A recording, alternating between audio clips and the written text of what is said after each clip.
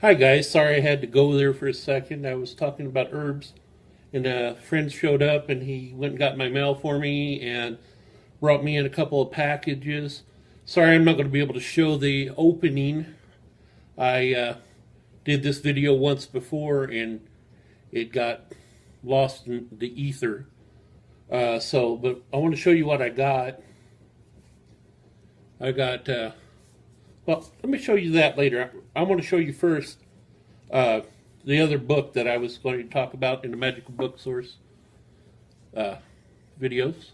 And this is The Urban Paganism, or Urban Pagan, by Pat Telesco.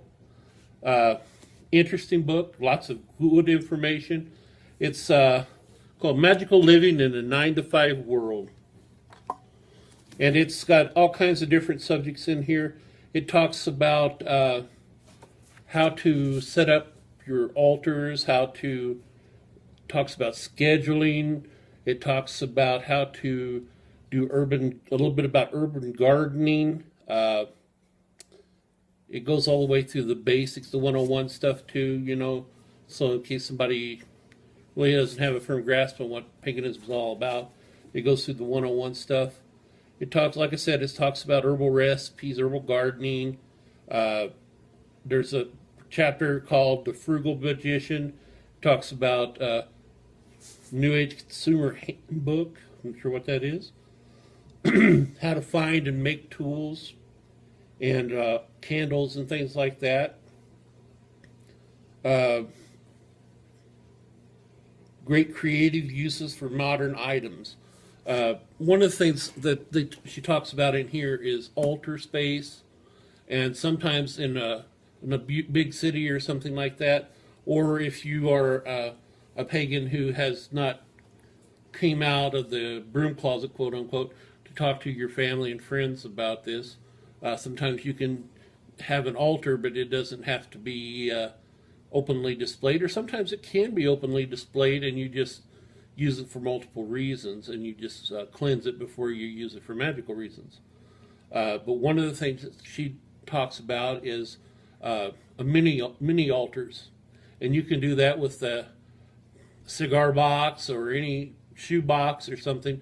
You just gather together your spell components and your altar components and put them all inside a shoe box, and then you can pull them out. One person even I've talked to over the years actually built an altar inside of a dresser drawers, and whenever she wanted to do her spiritual stuff and do her altar work, she would just pull out the drawer and it was all right there in front of her. She never took it out of the drawer or anything. It was pulled out in front of her, and then she just did everything, made sure all candles and everything were totally extinguished, and then closed the door. That's a great way of doing it. There's all kinds of things you have to look at as far as being an urban pagan. It depends on where you live at. Is open display of pinnacles going to cause you issues, or do you care? Me personally, I'm out. I've been out for a long time, and I'm talking about out magically. I've been out for a long time, and I've have no issue with telling anybody what I believe. I've talked to preachers and lawyers and doctors and have no issue with it, and they accept me for who I am, which is so far they have.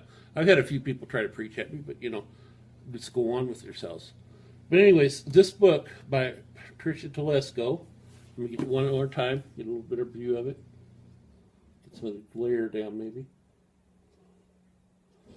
It's a wonderful book. It has a lot of great information in it, and I think that if you pick it up, it comes through Llewellyn Publishers. You can see the little half moon or a little quarter moon down there. Pick it up, and I think you'll really enjoy Patricia's work. And that's if it's not outdated. It may be as